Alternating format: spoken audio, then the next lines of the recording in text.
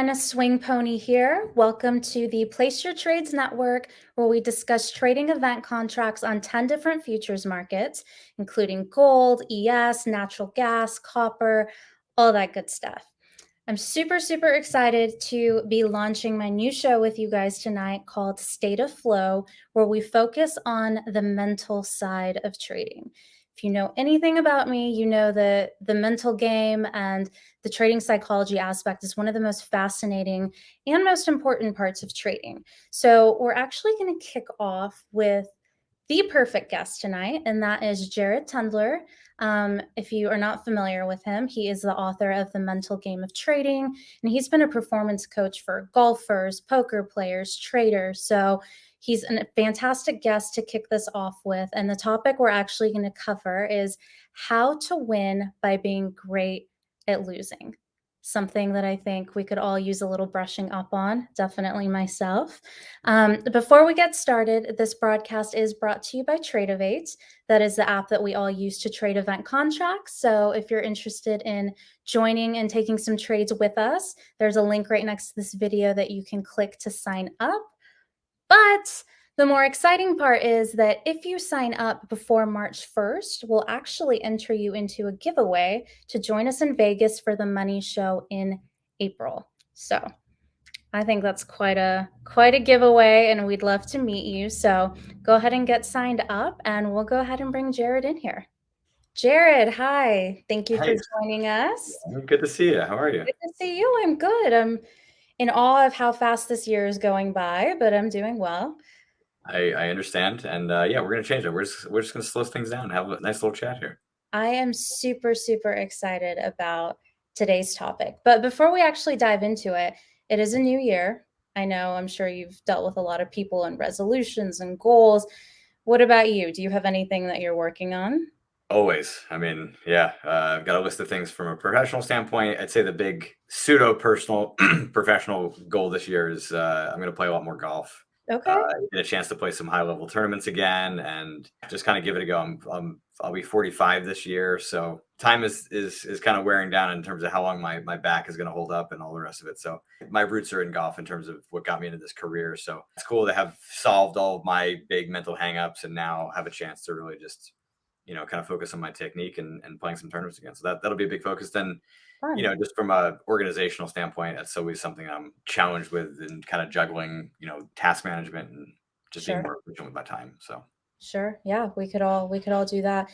Focus is a big one for me this year, I think. mm, I've definitely felt myself scrambled a lot more with, social media and the phone and falling asleep to a phone and just constantly being overstimulated and like accessible.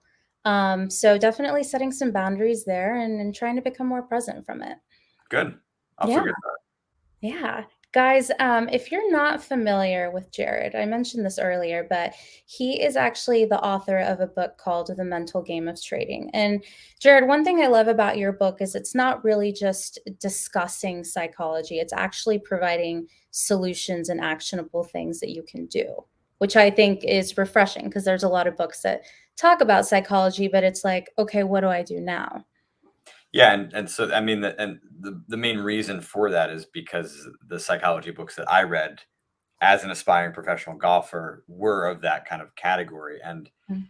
yeah, I just felt like if it either worked for you, great, and if it didn't, then you're kind of SOL and kind of having to figure out your own answers. And that is what kind of dove me into this field, was to figure out answers for myself, and then you know was able to do that, plus create a career out of it, which is cool. So yeah, I mean, the practicality part of it is really important, and the other part is I'm not a big fan of psychobabble, like stuff that like sounds nice in theory but then Yep. actually doesn't like hold up when it matters. Because unfortunately, for some people, you like read a book from an expert and then it doesn't work for you, and then you feel worse about yourself because you feel like you did something wrong or you didn't quite get it. Mhm. It's like, no, it, there's more like steps to actually take this and integrate it, or no, it's actually just bad advice and it just sounds Sure. nice in theory but is really not very practical for most people. Sure, some people can get something from it, but I so yeah, also I want to. I also feel like, with so many self-help books and so much open conversation about, anxiety, the things that we struggle with. Like there can be a constant loop of reading psychology books and looking for solutions, but never actually, if you don't take any knowledge and put it into action, then those books really aren't going to do anything. So there's a reason why we still have doctors and nurses that smoke cigarettes.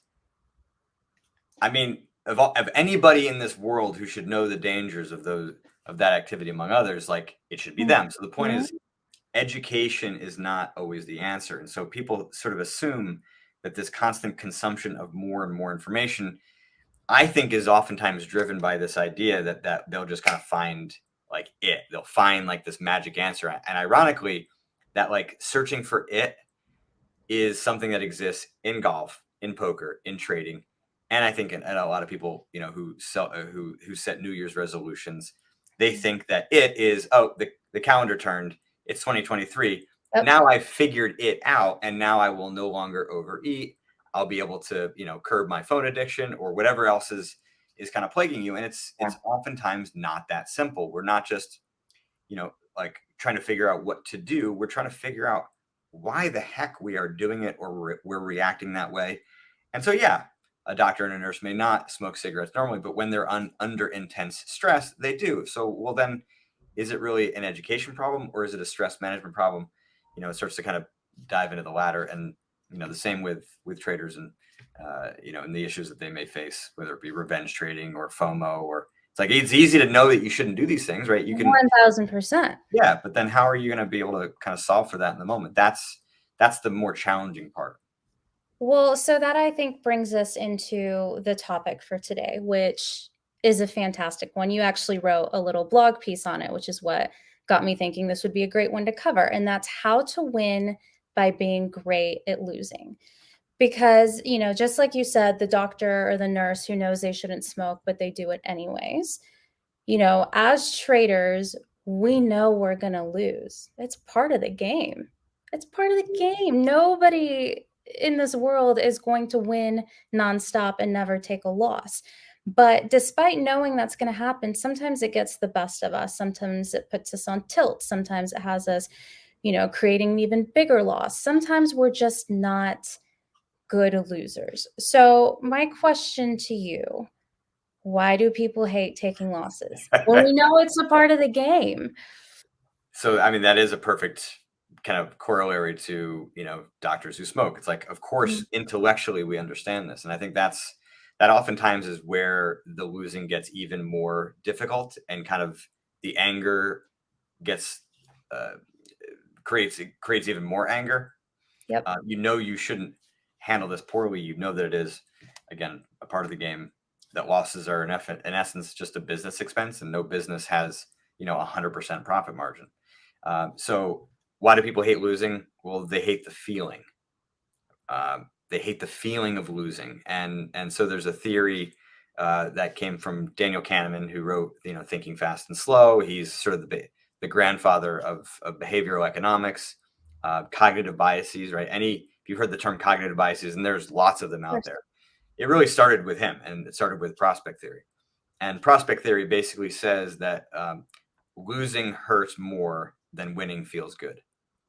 And so you have this sort of disproportionate calculus. And now prospect theory, as even Kahneman would say, it is not like a law of human nature. It's just an observation that exists in many people, and that observation exists because of the way that people are viewing the scenario. So why does prospect theory exist for a lot of traders? It's because you expect to win, you don't expect to lose. And so then when you win, you don't really think much of it. It doesn't kind of add much to your either confidence, to your general emotional state. You're sort of very neutral or numb to it, unless your winnings are quite outsized. Mhm. But even that emotion is somewhat temporary, because now it's just sort of raised the stakes even more. And now you're going to expect to make Right. even more money. So then when you lose money, it becomes even more painful. So yeah, losing is painful for that reason. Plus, there's just a lot of competitive people who are traders. And by definition, if you're very competitive, you're just going to hate to lose because you hate to lose. And it doesn't have to be any more complicated than that.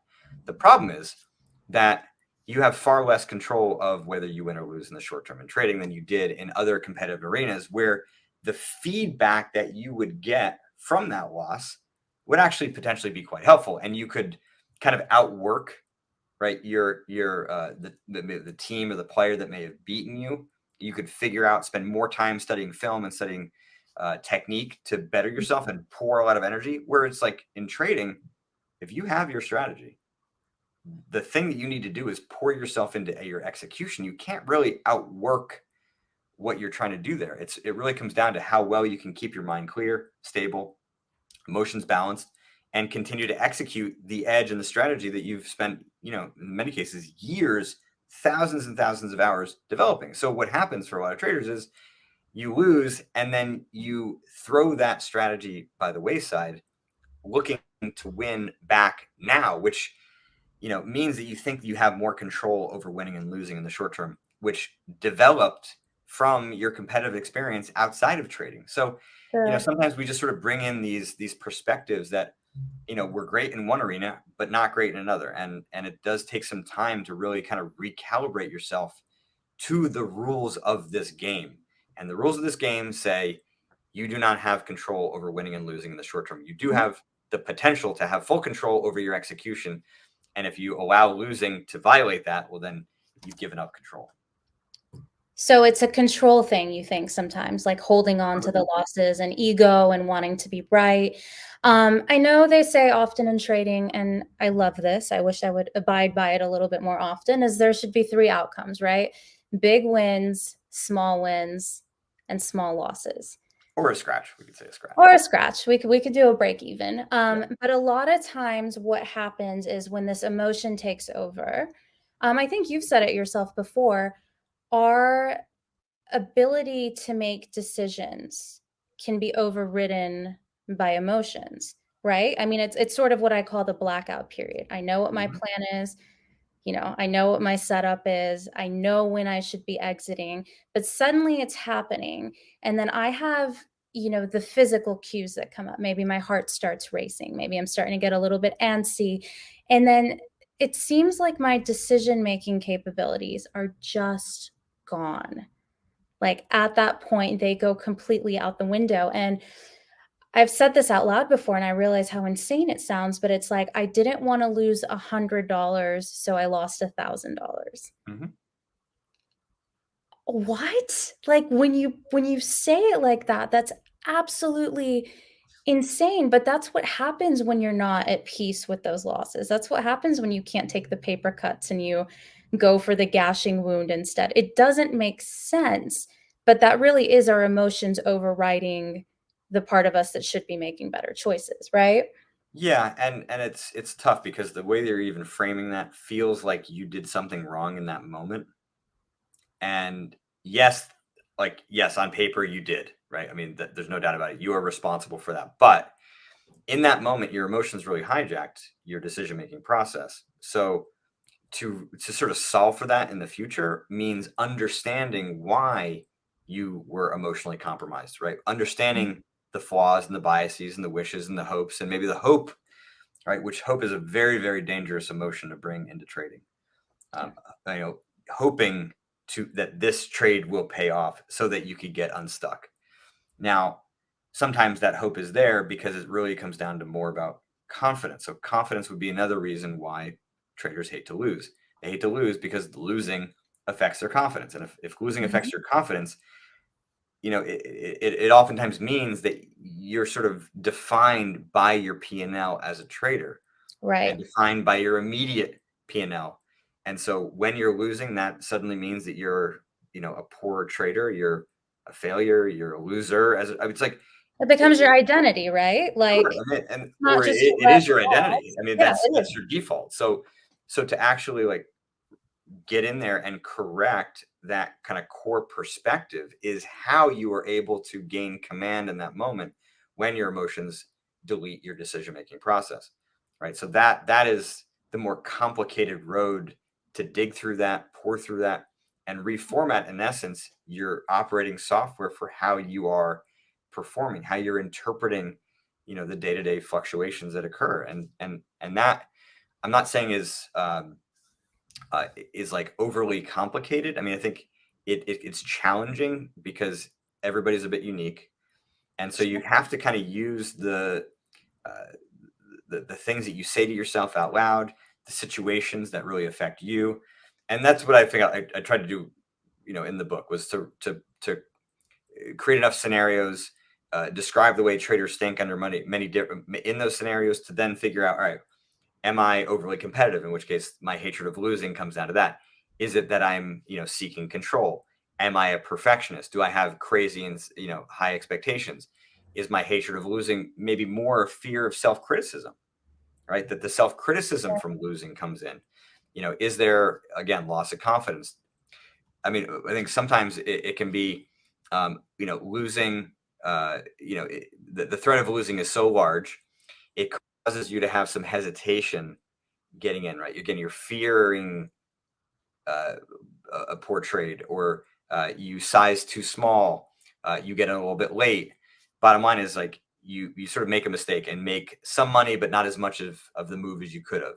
So Sure. then it's not even, you didn't actually have, realized losses, but there's perceived losses based on your performance, and those Yes. losses can be as real as Yes. actual losses. So, getting to kind of understand the scenarios that are most affecting you, why those things are affecting you, is kind of the beginning step that's important to figuring out what your what might be at the root of these issues.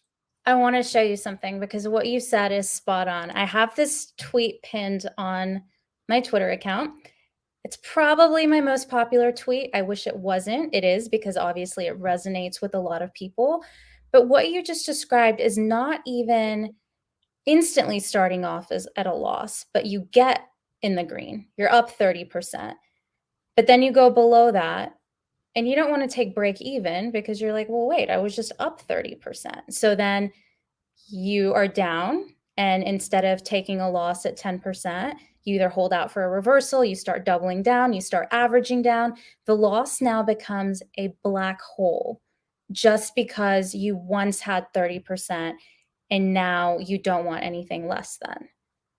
It's this, I would honestly say, if I had to think of the one thing that triggers me the most, is when I am green in a trade and then I am no longer green, Mhm. because I don't even want to take break even. I want to get back to being somewhere in the green. So this is one of those things that I've been working really hard on noticing, like, okay, how can I address this before it turns into the black hole? So the first thing I think I want to I'm going to ask you, and for everybody else, like, first thing is just the technical side of this. I mean, do you have a clear, you know profit taking exit strategy? Mhm.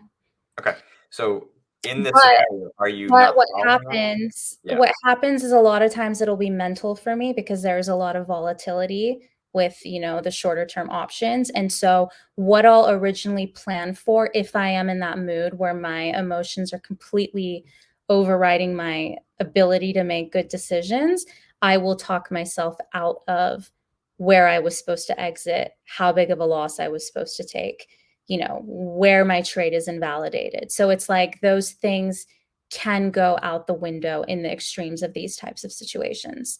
Right. So most of the time you're able to follow it, but in these extremes, that's Yes. when you struggle. Yes. Yeah. So to me, at that point, you have to sort of change your perspective, that you're not like that the trade is less important than your ability to make different decisions and navigate through the emotional side of it better. And so you look at that, you pull the tweet back up, right? The down 60%, let's kind of hold until it's like, in essence, you reach the F it stage. Like, Sure. Yeah. 1000%. and so in my mind, the reason that is counterproductive is because it doesn't teach you how to create your own mental and emotional stop loss, right? And to be able to build off of that in the future means that you've got to actually create it at some point. So Mhm. yeah, down 60%. All right, well, I've got another 40% I could kind of keep in here as hope. But that at that Sure. point, right, you're not learning anything. Mhm. So where was the mistake? The mistake was not recognizing that you were emotionally compromised. That was the mistake. It had nothing to do with whether or not you took profit or didn't. You were already emotionally compromised, and so at that point, you did not have the option to adhere to your profit taking strategy. Right. Okay, so at a certain point, if you recognize that you violated that, well, then what's the next violation? Well, I'm down. I should have done X. I should have done Y. I didn't do either. I know you appreciate this sort of suck less mentality that Mhm. I've talked about. It's like in these key moments, your job is not to be perfect. Your job is just to be a little bit less bad. And so, how less bad can you be? I mean, find a spot in this. Look at this. This is a very well-worn pattern. Like when that pattern gets activated, much like a pattern Mhm. in the markets, right? You don't 100% know what's going to happen, but the odds are pretty great that it's going to go to its most likely conclusion, unless the market bails you out earlier.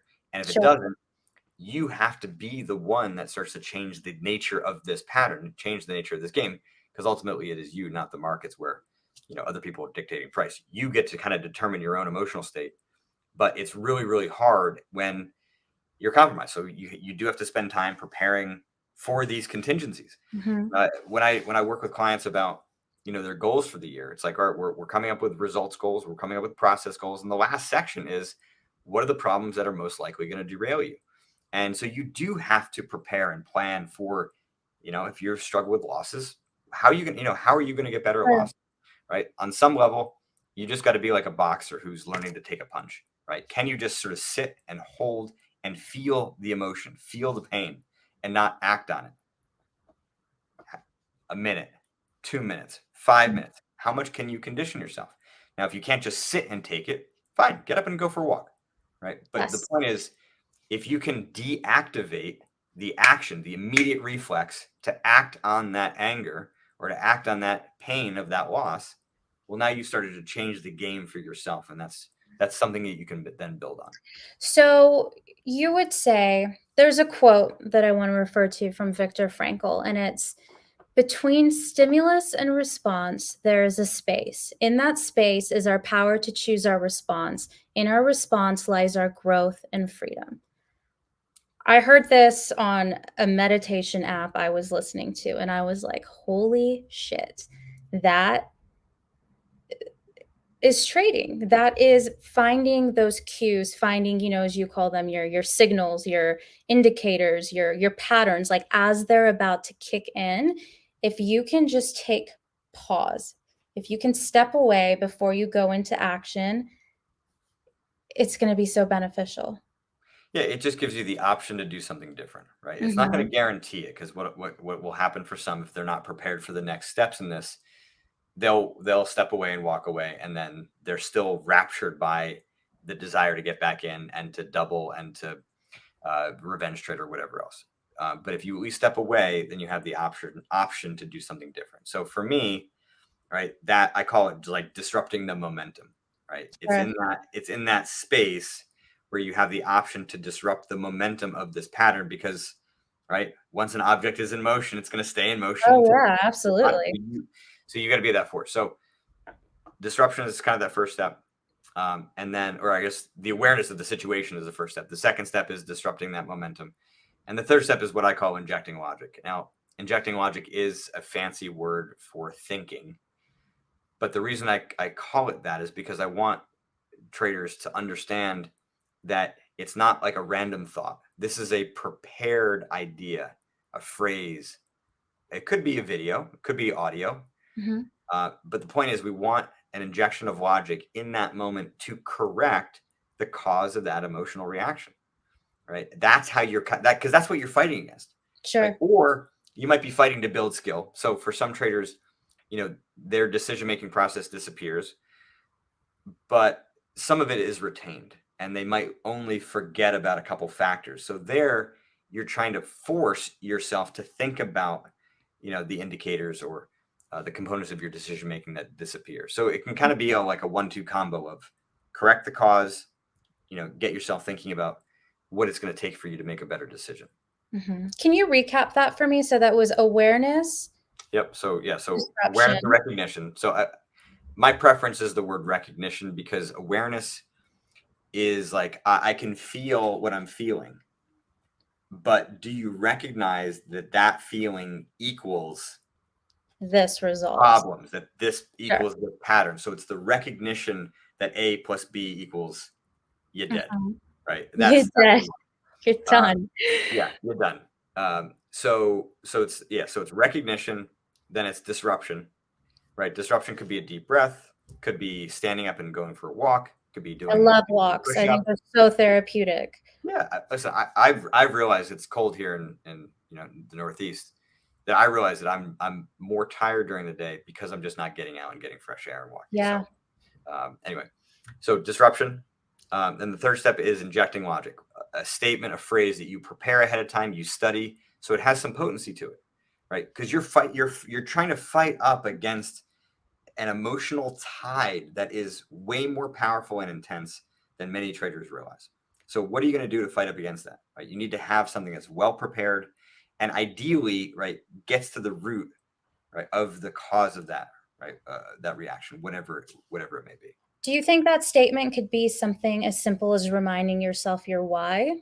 Because I will say, as day traders specifically, sometimes we get so lost in the specific moment that we forget to zoom out and remember, like, wait, this loss is a small hit in the grand scheme of things. Like, this one trading session is not definitive of who I am as a trader. It's a loss. It's a small loss. It's a manageable loss. And if you look at your progress for the week, it's nothing. If I stop here, it's nothing.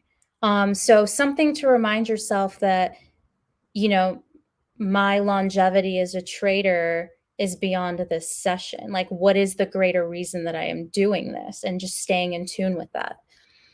Yes, it can work, provided that that is actually like part of the cause, right? That you lose sight of the nature of the game, why you're doing this, how Mhm. it like plays out. But let's say you're a perfectionist or have high expectations, or you hate the feeling of losing. Mhm.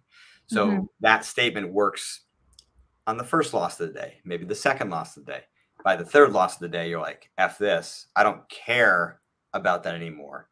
So my point is that um, for the logic to really have potency, it has to kind of check off all the boxes for what Gotcha. that reaction is about, and it's got to go to its deepest part. And for some traders, that actually could mean like you blew up some accounts early in your trading career, and the anger is actually like just like a repeat, right? You're so pissed off that you feel like you're making the same mistakes that you did 5 years ago, 3 years ago, when you blew up an account, or you made a bunch of big mistakes that cost you maybe 6 or 7 figures. Sure. And so that like scar tissue is still there. So yeah, the thing that you said very well could work. It's very logical, it makes sense. But if it's not attacking or correcting the real cause that's going on beneath the surface, then it's just going to be a band-aid that's eventually just gonna break. Gotcha. So Okay. What I love about this, though, I mean, with trading, is that everything is so unique and personal to each individual. So like what my trigger is, like I know very specifically my trigger is when I let a green trade go red. mhm, Like I know that is my kryptonite. For others, it might be a different way of, not handling loss well. But at the end of the day, this is a game of longevity. This is a game of, sticking around for the long term. It's not, looking at one trade as a make or break. And I think, trying to remember that in the moment is important. 100%. And I guess what I would add is that yes, everybody is unique, but you're not as unique as you think. Sure. that, Yeah, no, there's a that, reason he's, that problem is so mhm, common, and there's so many. Like, I mean, a majority of the most common problems that traders face, I talk about in the book, and the ones that I don't talk about, you know, the system can still work for you. I mean, I think where most of the individuality comes from is the specific thoughts that you have in mind, the specific scenarios, but as we kind of dig down and understand like kind of the real nature of why these problems are occurring, right? You kind of get aggregated around, a much smaller grouping of problems that exist. And a lot of it comes down to expectations, and a lot of it comes down to the ways in which we define ourselves. Because, right, mhm, as a golfer, right, if I'm uh, playing well, my results are going to be pretty close. I mean, there's of course there's a luck factor in golf that's bigger than even other competitive arenas, but the feedback's a lot more accurate. And trading, the feedback is way, way more complicated. It's a lot more like poker. Hmm. And so to kind of get the right confidence in trading takes a real sophisticated understanding of your own execution, right, in the face of false feedback. Sure. For me, hitting perfect drives down the middle of the fairway that hit a sprinkler head and go out of bounds, like I could see that. I can understand that I'm getting unlucky. But in trading, that the luck is so much more invisible, and the changes in the market that occur. I mean, the way that I would kind of pitch the complexity of trading for somebody that knows poker, it's like playing no limit hold'em, and then on the flop you're playing pot limit Omaha, and then on the turn you're playing 7 card stud. It's like the game can change so rapidly, and so it complicates your ability to. And that's why it's so important to have a strategy and a system, because if you don't have that to rely on, then you're really at the whim of the market really dictating your emotional state in a much more profound way. Of course. Of course.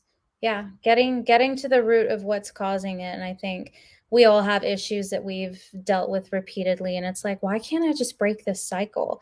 And the truth is you're really not going to until you get to the root of what's causing it. That's it. And so, Jared, you do discuss this a lot in your book, right?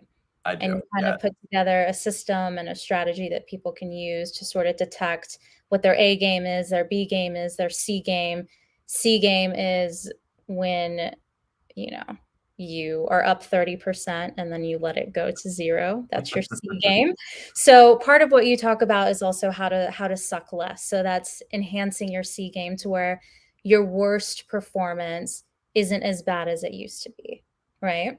Absolutely. Yeah. And to be able to do that sequentially over time, I mean, ideally, your current A game right now, in a year's time, maybe 2 years' time, should be your C game. And if it's not, right, then you're doing something wrong, right? There's an element of the work that you're doing, because C game is mostly caused by mental and emotional failings in some way, shape, or form, right? There's greed, Sure. there's anger, there's FOMO, there's fatigue and boredom, and you're allowing yourself to be in a compromised state. And so to be able to correct those and move forward, um, for most traders, it really comes down to how well they can understand the cause of their C game to, in essence, kind of get themselves unstuck and sucking less in those key moments. And if you do that over time, right, your B game becomes your C game, and Sure. your A game becomes your B game, and you create the opportunity to become even better on the top end, which means you're accessing intuition more often. You're able to use more discretion, but in a more accurate and precise way.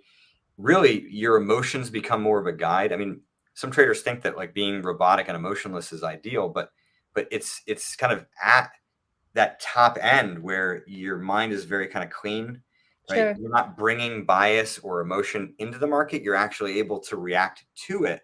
And then when there might be a signal of fear, it would be an appropriate cause of concern. The market regime has changed. The positions I'm Sure. holding are effed. I need to close them out and recalibrate how I'm trading. Or like, oh my God, there's an amazing opportunity. And so the signal of greed is not going to violate my rules in an incorrect way. It's like, oh my God, I need to put 2 or 3 times the size or find a way to scale into this trade, because there is a massive opportunity. That's what we want. We want our emotions to guide us on the top end. The problem is they oftentimes masquerade at the back end, conniving, Right. convincing us that right, the greed or the FOMO or the fear, the anger, right, is justified to violate our system in a way that is actually counterproductive. So it takes work to get to that top end that I'm talking about. But if you do it well and clean yourself out, like correct all those underlying flaws, you can graduate to a point where you kind of envision, a lot of the best traders in the world are really able to do that far I more love often. it. I love it. And I said this before, but one of my favorite things about you is that right off the bat, you say emotions aren't evil. They're cues, they're signals, they're things we learn from. I know a lot of people are like, trade like a robot. Like you should have no emotions, zero emotions. And I'm like, do you have blood running through your veins? Like, are you a warm blooded, like human being? Because if you are, you're not a robot. These things are going to come up, and it's up to us to kind of decide how we can use those as tools and become better traders. 100%. And guess what? Motivation is an emotion. So if you're going to be emotionless, theoretically, well, then you'd actually have no energy to trade. There So you go. yeah, There you go. You would be the new no problem. Chat GPT bot that everybody's talking about, which is, Exactly. incredibly smart, but, not Yeah. human. Absolutely. Jared, thank you so much for coming on to discuss this topic with us. I swear I could have you on every week as a guest. I just feel like I could talk to you for hours. Everyone who's tuned in, you guys can follow Jared at Jared Tendler on Twitter, and definitely make sure to check out his book, The Mental Game of Trading. It's a fantastic one. Thanks, Swing. I appreciate the time, and great to see you. And yeah, wish you well in taking your next steps this last year. Thank you, Jared. Take care. You too. Okay, guys, that was a great session with Jared Tendler on how to win more by being a great loser. I want to go ahead and recap one of the things he discussed in terms of the solution, how to sort of disrupt the issue when you're sort of starting to lose control. So, the steps that he gave, number one is recognition. Becoming aware and actually recognizing that you have entered this state where your triggers hit, you're sort of starting to enter that area where you could be making decisions that would be detrimental to your trading, to your account. Number two is disruption. So disruption, could it be stepping away from the screen, going for a walk? I like to pet my dog. That brings me peace. Give him some love, step away from the screens. So something to disrupt and have you sort of stepping away from creating a bigger issue than was there. And then the third one is to inject logic. And that could be a saying, that could be a reminder, something that will sort of bring you back sort of into a little bit more clarity and remind yourself that you don't have to get lost in, sort of F-it mode, as Jared called it, or I call it the black hole, where we sort of lose all control.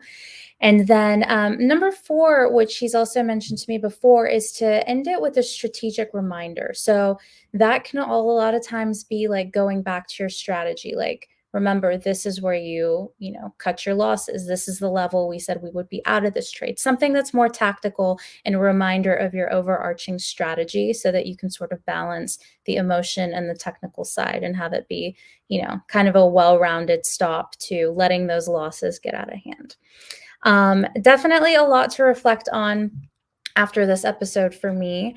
Like I said, I'm not bad at taking losses at all, except for that very, very, very specific trigger of going green really quickly and then not taking profit and going red. There's a part of me that just wants, as soon as that happens, to get back to the green that I was at, be like, I promise I'll be good and I'll take profit there. But it just doesn't work out that way. So, there's definitely a few things that I'm going to think about to where I can sort of disrupt that pattern. One of the biggest probably being not letting my green trades go red, or having a predefined stop loss and not allowing my mental side to take over, because I'll go ahead and just place the stop and it's automatic and it's out of my control. It is what it is. So, with all that being said, I know we all have different experiences in the market and different ways in which these things affect us. So what makes me a bad loser may not be the same for you. So I leave you with the question of, how can you be a better loser? Something to think about. All right, guys. I hope you enjoyed this episode of State of Flow with Jared Tendler, and I will see you next week.